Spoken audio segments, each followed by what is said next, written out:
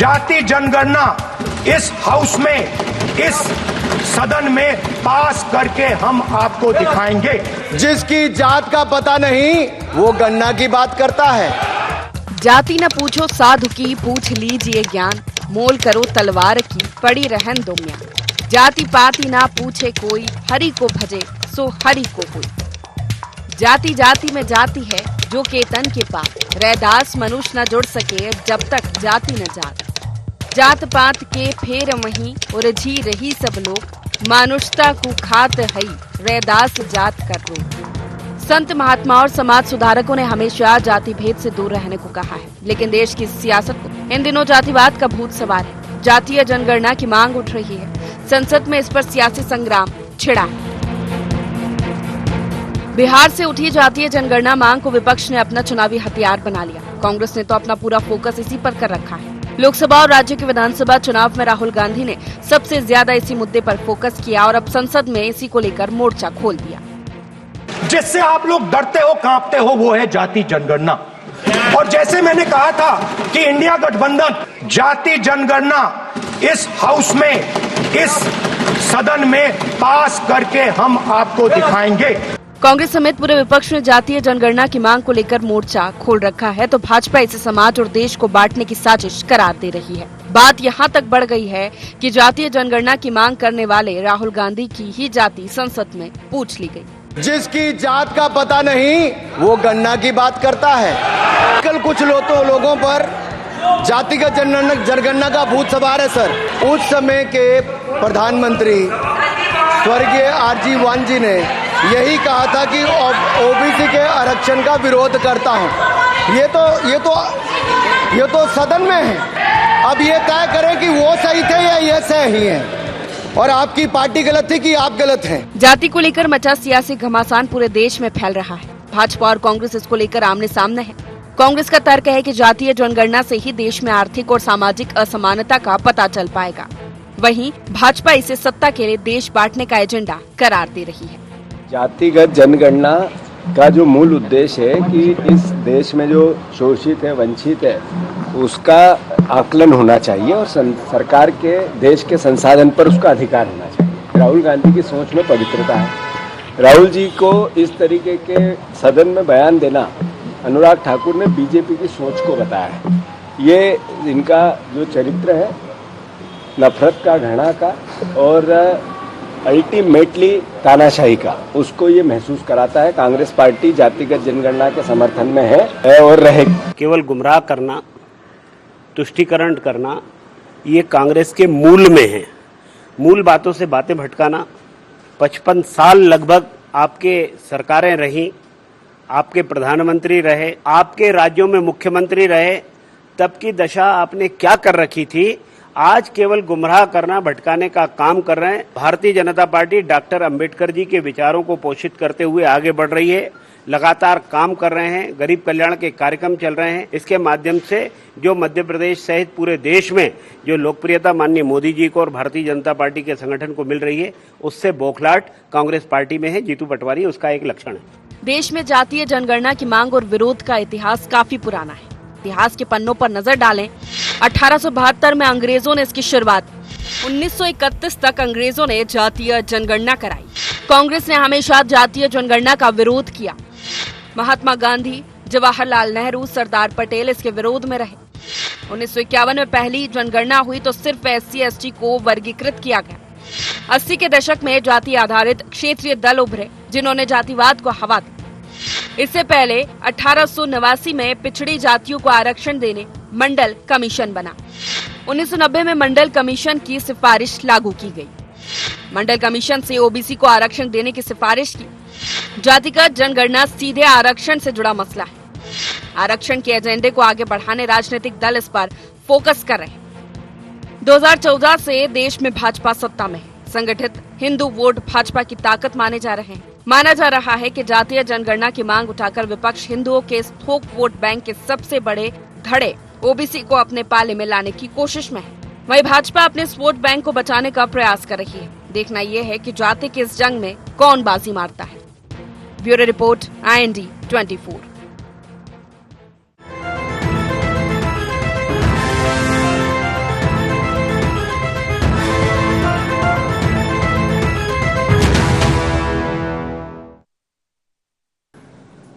नमस्कार। IND agenda जात न पूछो में आपका स्वागत है। मैं हूं आपके साथ नवीन पुरोहित। चर्चा को विस्तार देंगे, उसके पहले IND एजेंडा के मुख्य बिंदुओं की तरफ एक निगाह डालते हैं। जातीय जनगणना पर क्यों नहीं थम रही सियासी जंग? जातीय जनगणना पर क्यों अड़े हैं राहुल गांधी? राहुल गांधी की जाति पूछने पर कांग्रेस क्यों नाराज? जातीय जनगणना से क्यों बच रही मोदी सरकार? नमस्कार। इन्हीं सवालों के साथ चर्चा में आप सबका पुनः स्वागत है। कांग्रेस निश्चित रूप से पिछले चुनावों में बहुत अच्छा परफॉर्मेंस करके आगे आई है, लेकिन कई बार कांग्रेस कोई एक ऐसा मामला पकड़ लेती है, कोई ऐसा मुद्दा पकड़ लेती है और उस पर बच्चे की तरह जिद करके राहुल गांधी जी अड़ जाते हैं। राहुल जी कह रहे हैं कि जातिगत जनगणना कराएंगे। जातिगत जनगणना कराएंगे तो जातिगत जनगणना पर सवाल उठे, उनकी राहुल जी की जाति पूछ ली गई। हालांकि जिस तरह से कहा गया ठीक नहीं है कि इनको अपनी खुद की जाति पता नहीं है, लेकिन जातिगत जनगणना की मांग तो उनका कहना है इससे देश का क्लासिफिकेशन होगा। उनको यह समझना पड़ेगा कि निश्चित रूप से जो हमारे पिछड़ा वर्ग है, दलित शोषित पीड़ित वर्ग है, उसमें कमजोर तबका ज्यादा है, लेकिन अगर आर्थिक रूप से कमजोर लोगों को देखें तो वो हर जाति में हैं। तो जाति आधारित व्यवस्था ना होकर अर्थ के आधार पर व्यवस्था हो। टैक्स जाति देखकर नहीं भरा जाता। सेना में भर्ती जाति देखकर नहीं होती। क्या टैक्स जाति देखकर भरा जाता है? आपकी कितनी आय है उस हिसाब से टैक्स भरते हैं। आपकी क्या व्यवस्था है? आप अगर इकोनॉमिक वीकर सेक्शन में हैं, आप गरीबी रेखा के नीचे हैं, तो फिर किसी भी जाति के हों, आपका उत्थान करना, आपका उन्नयन करना सरकार का कर्तव्य है। रही बात सरकार तमाम कानून बनाती है, आखिर क्यों नहीं ऐसा कानून बनाया जाता जिससे जातिगत व्यवस्था को समाप्त करने की तरफ देश आगे बढ़े? अब जब से जातिगत पार्टियां हावी हुई हैं तो फिर जातिगत संगठन बनने लगे, जातिवाद आधारित पार्टियां बनने लगीं और इससे जातिवाद को और हवा मिली। और आज़ादी के 75 साल बाद भी हम जातिवाद के जहर को पीने को विवश हैं। तो इसी मुद्दे पर करेंगे चर्चा। हमारे साथ चर्चा में शामिल हैं अमित शर्मा जी, प्रवक्ता मध्य प्रदेश कांग्रेस के, शिवम शुक्ला जी, मीडिया वार्ताकार मध्य प्रदेश भारतीय जनता पार्टी से हमारे साथ है, रमेश शर्मा जी वरिष्ठ पत्रकार हमारे साथ। तो अमित जी, जाति ना पूछो साधु की पूछ लीजिए ज्ञान। वो राहुल जी कह रहे हैं कि ज्ञान ना पूछो साधु से और पूछ लीजिए जात। और चाहे जितने भी मुद्दे होंगे हम करेंगे जाति की बात। चुनाव से पकड़ लिया उन्होंने जातिगत मुद्दा, तो फिर तो सवाल आपसे पूछा जाएगा कि भाई यहाँ आप किस जाति के, उसमें फिर क्यों बुरा लगना चाहिए? देखिए नवीन जी, जो कल का घटनाक्रम है, राहुल जी ने संसद में और संसद से पहले चुनाव में भी ये कहा कि कांग्रेस अगर सत्ता में आती है या सरकार बनाती है इंडिया गठबंधन, तो हम जाति जनगणना को कराएंगे। अब आप दो रूप देखिए। एक तरफ हमारे अनुराग ठाकुर जी जो पूर्व केंद्रीय मंत्री हैं, वो संसद में अपना भाषण देते, अनर्गल टिप्पणी से उनकी शुरुआत होती है कि राहुल गांधी अपनी जाति बताएं।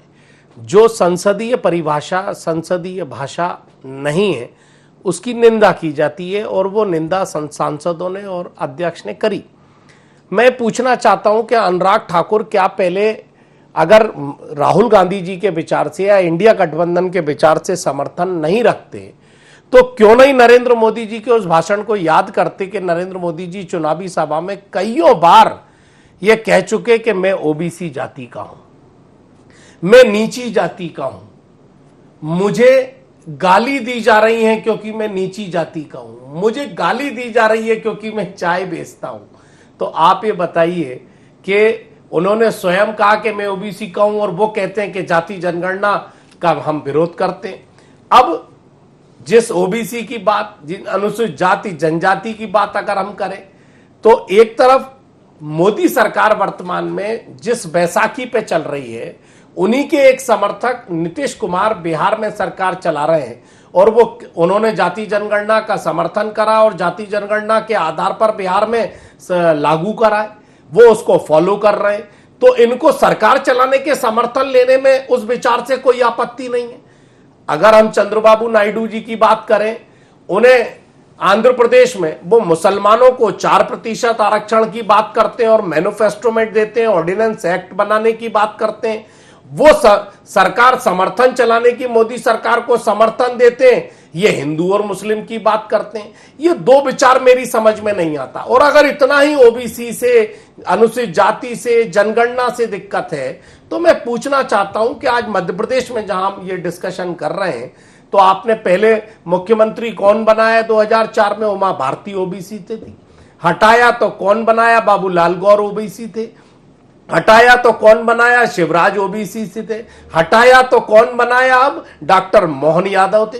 क्यों नहीं आपने किसी सवर्ण जाति को बनाया जो सवर्ण जाति के वोट की आप बात करते हो? इनको नवीन जी उस डिस्कशन से आलोचना नहीं है, इनको तकलीफ इस बात की है कि हम सत्ता तो नीतीश की चला लेंगे समर्थन से, लेकिन कोई जाति जनगणना की हमसे पहले किसी ने चिंता क्यों कर ली, हमसे पहले राजनीतिक बात क्यों कर दी, संवैधानिक चर्चा पे क्यों करा। अब अंतिम बात, राहुल गांधी ने किसी भी तरह यह नहीं कहा कि जातिगत आधार पर कोई हम निर्णय लेंगे। उन्होंने कहा जाति जनगणना होनी चाहिए, जिस आधार पर जिसकी सामुदायिक तौर पर हिस्सेदारी, जवाबदारी हो, उसको तय होनी चाहिए।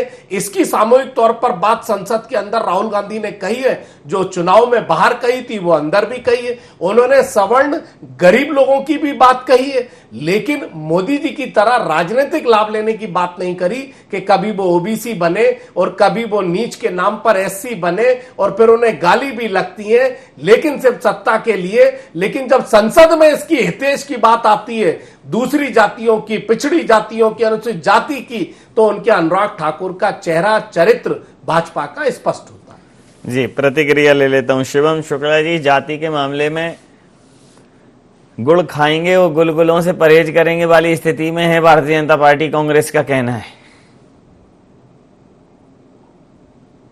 देखिए, महत्वपूर्ण चीज है, जब जाति का विषय आता है तो हमें इसके ऐतिहासिक परिप्रेक्ष्य में जाकर के देखने की आवश्यकता है। जाति जनगणना का जो विषय है वह सदैव कांग्रेस पार्टी का यह घोषित स्टैंड रहा था राहुल गांधी जी से पूर्व, या मैं राहुल गांधी जी का भी हाल के वर्षों में छोड़ देता हूं कि जाति जनगणना जो है वह समाज में वैमनस्य उत्पन्न करेगी। यही कारण था कि 2011 में सोशो इकोनॉमिक सेंसस कराने के बावजूद भी उन्होंने उसके डेटा को रिलीज नहीं किया और उसको कहीं ना कहीं सरकार ने अपने पास रखा ताकि उससे नीतियां बनाई जा सके, लेकिन समाज में वैमनस्य की स्थिति को उत्पन्न न किया जाए। जो सबसे महत्वपूर्ण चीज है, अगर आप जाति ऐसे बांटने पर चले जाएंगे, हम इसका विरोध नहीं करते, होना चाहिए, इस पर तमाम विशेषज्ञों से राय ली जानी चाहिए, एक विस्तृत चर्चा का विषय है। आपाधापी में राजनीतिक फायदे के लिए इस प्रकार के विषयों पर कोई भी फैसला ले लेने से स्थिति कहीं ना कहीं समाज में जो होगी वह संतोषजनक नहीं होगी। और मुझे तो रघुवर सहाय की वह पंक्तियां याद आती है कि जब समाज बट रहा होगा, जो आज कांग्रेस की मानसिकता है कि समाज जब बट रहा होगा तो कुछ लोग उसे बचाने नहीं, अपना हिस्सा लेने आएंगे। तो कांग्रेस पार्टी का यही प्रयास है कि आज जाति के आधार पर समाज को बांट करके किसी भी प्रकार से वोट बैंक में अपने स्टेक को ऊपर किया जाए। आज अगर हम ओबीसी की बात करें, ओबीसी कोई जात तो होती नहीं है, एसटी कोई जात तो होती नहीं है, एसटी कोई जात तो होती नहीं है। यह तो एक कॉन्स्टिट्यूशनली एक फ्रेमवर्क बनाया गया है जिसके भीतर कई जातियों को रखा जाता है। 1931 में जब भारत का आखिरी कास्ट सेंसस किया गया था अंग्रेजों के द्वारा, जिसको सार्वजनिक किया गया था, उसमें लगभग 4200 से ज्यादा जातियां थी। वर्तमान में अगर हम देखें इस देश में जो विभिन्न एजेंसियों ने सर्वे किया है, जो प्राइवेट डाटा है उसके अनुसार लगभग 4.5 लाख से ज्यादा जातियां हैं। अकेले महाराष्ट्र में ऐसे 16 लाख से ज्यादा लोग हैं जो किसी एक जाति समूह अथवा मजहब को नहीं मानते। तो उस स्थिति में उस प्रकार के लोगों का हम क्या देखेंगे भागीदारी, उनकी कैसे भागीदारी सुनिश्चित करेंगे? यह तमाम प्रश्न है जिनका जवाब दिया जाना, जिन पर चर्चा किया जाना बेहद आवश्यक है। और इस कारण से हमारी सरकार का मानना है कि इस प्रकार के प्रयोजन को, इस प्रकार के समाज को बांटने वाले विषयों को राजनीतिक स्वार्थ के लिए आगे नहीं रखना चाहिए। अब दूसरा जो सबसे महत्वपूर्ण चीज है, राहुल गांधी जी की जाति पूछने का जहां तक प्रश्न है, आपके स्मरण में होगा राहुल गांधी जी एक प्रेस वार्ता को संबोधित कर रहे थे, तो उस पूरे कक्ष के पत्रकारों से पूछते हैं कि आप में से कितने ओबीसी हैं, कितने एससी हैं, कितने एसटी हैं। क्या कोई पत्रकारों की जाति होती है? सैनिकों की जाति पूछते हैं। मुझे दिनकर जी की फिर से वह पंक्तियां याद आती हैं कि मूल जानना बड़ा कठिन है वीरों का, नदियों का और रणधीरों का, पाते हैं सम्मान जगत पे भूतल पर सूर, और जाति जाति का शोर मचाते हैं केवल कायर और क्रूर। तो राहुल गांधी जी स्वाभाविक तौर पर एक कायर और क्रूर की बात सबसे जाति पूछते फिरते हैं, लेकिन अपनी जाति उनसे कोई पूछ दे कि आप किस परिवार से। आपको याद होगा कि 2018-17 में गुजरात में चुनाव चल रहे थे, उस दौरान राहुल गांधी जी सोमनाथ मंदिर को विजिट करने गए। वहां पर एक डायरी, विजिटर्स डायरी रखी जाती है, उसमें 2 प्रकार के रजिस्टर होते हैं, हिंदूज के लिए, दूसरा नॉन हिंदुओं के लिए। राहुल गांधी जी ने नॉन हिंदू वाले रजिस्टर पर अपने दस्तखत किए और उस पर अपनी तमाम चीजें लिखी। जब यह मामला प्रकाश में मीडिया में आए, उसके पश्चात रणदीप सिंह सुरजेवाला प्रेस कॉन्फ्रेंस करते हैं और बताते हैं कि राहुल गांधी जी दत्तात्रेय गोत्र के ब्राह्मण हैं।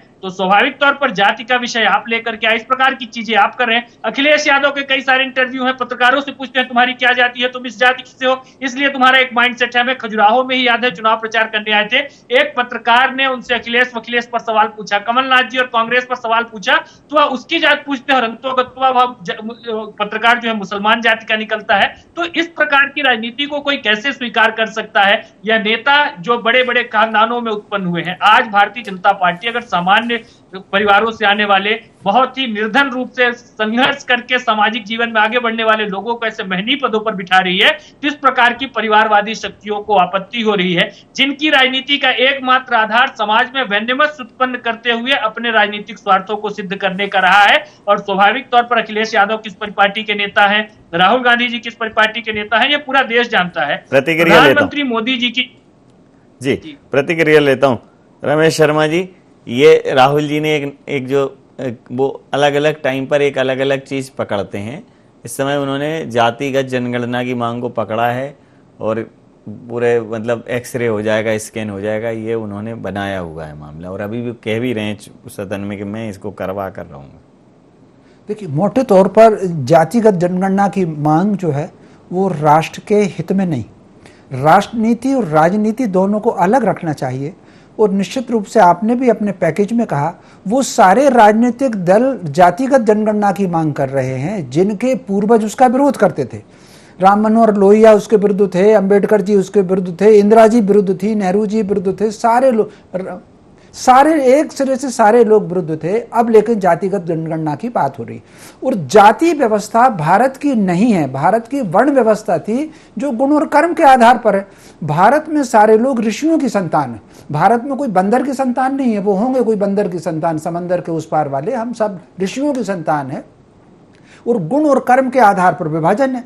ऐसा उदाहरण मिलता है, एक पिता की संतान, उदाहरण ही मैं आपको दूं, एक पिता की संतान है, रावण का पुतला जलता है और कुबेर की पूजन होती है। गुण और कर्म के आधार पर सम्मान है। हमारे यहाँ जो जाति मानी गई थी, वो जाति मानी गई थी एक मनुष्य है, एक पशु है, एक यक्ष है, एक किन्नर है, एक गंधर्व है, एक देव है और एक दैत्य है। वो जातियां हैं। ये जो जातियां हैं कर्म, ये तो गुण और कर्म के आधार पर व्यक्ति का विभाजन था। एक छोटा सा उदाहरण देता हूं, महाभारत में 16 श्लोक आते हैं। जूता भगवान सूर्यदेव ने बनाया, इसलिए जूता शिल्पकार के में सूर्यवंशी होता है। वहां पर सूर्यवंशी क्षत्रिय में भी होता है, राजपूतों में भी सूर्यवंशी होता है।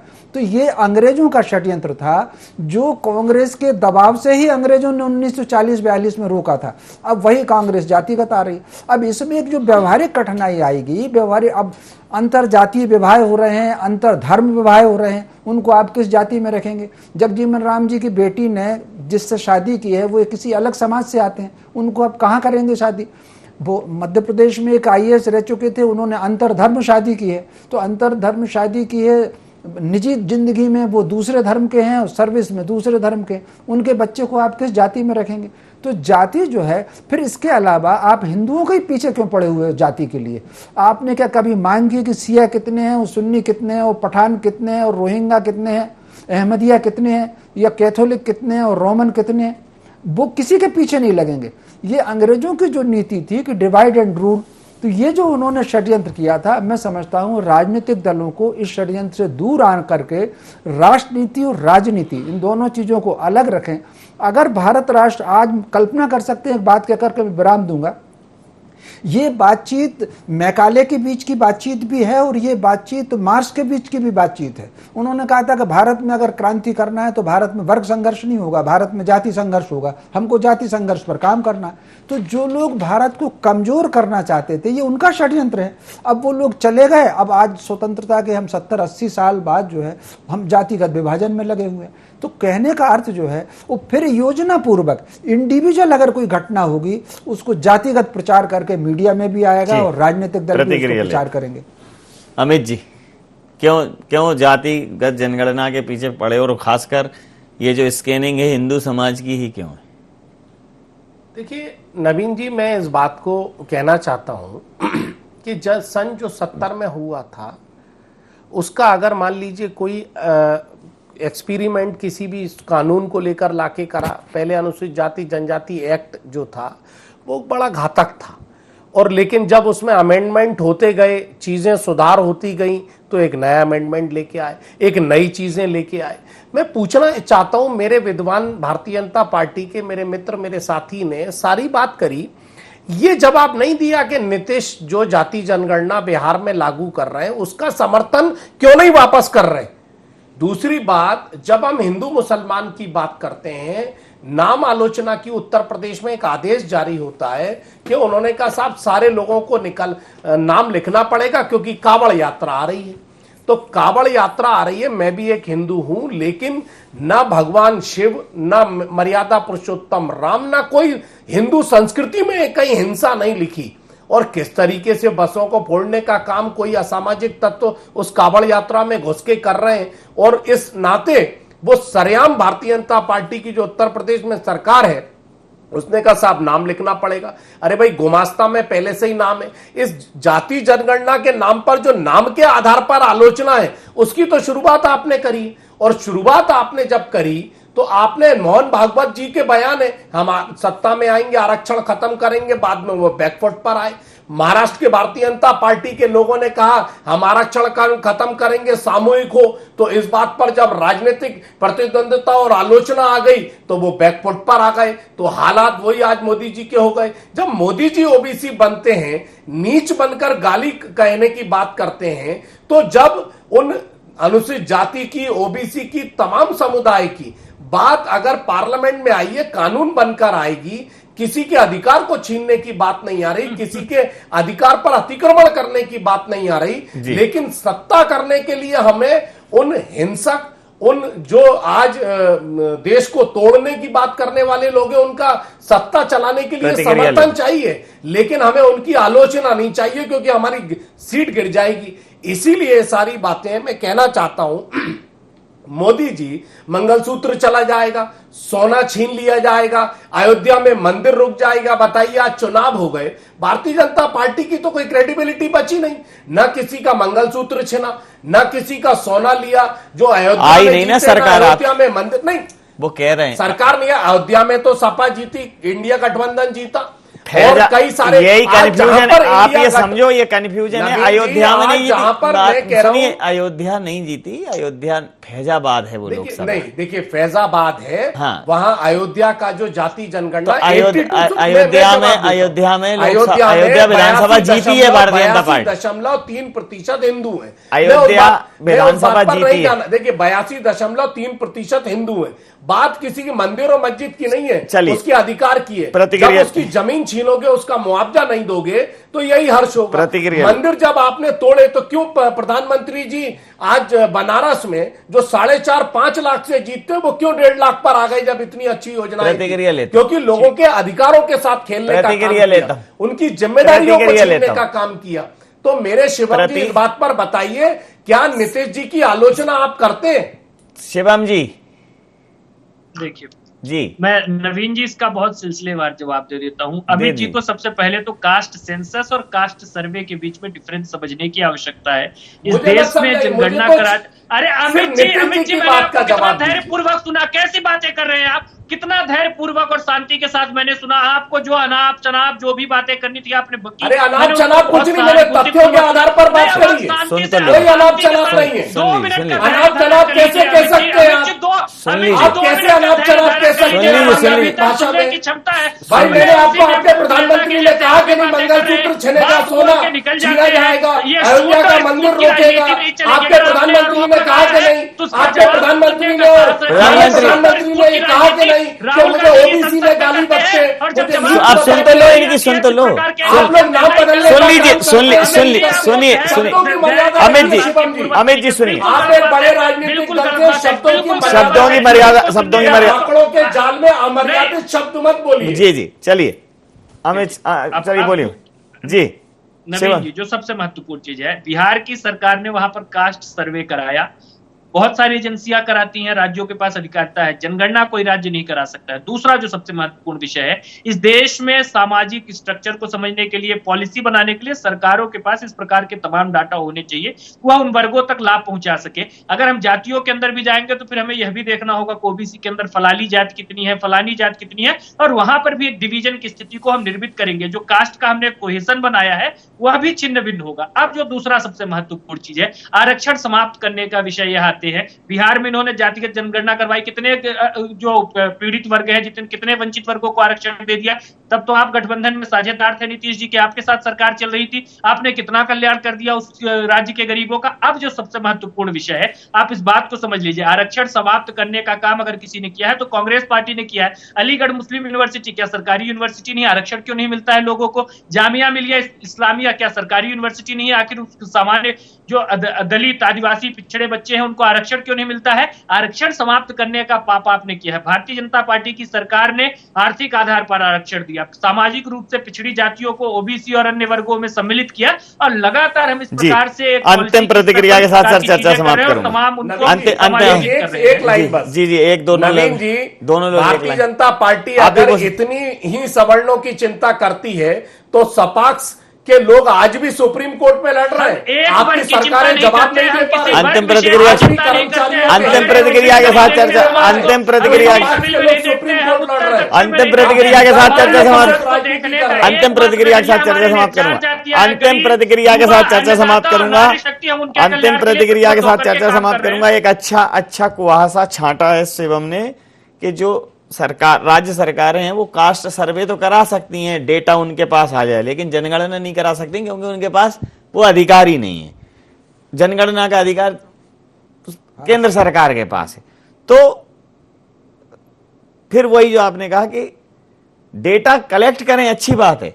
राहुल गांधी को चाहिए कि वो कहें कि नहीं आप जनगणना कराइए, और जो पॉलिसी के अंतर्गत सेंसिटिव डेटा है, क्यों जातियों के आधार पर एक संघर्ष खड़ा करना, आप डेटा कराइए, नीतियां बनाइए। जाति जनगणना की या जातिगत प्रचार की कोई आवश्यकता नहीं है।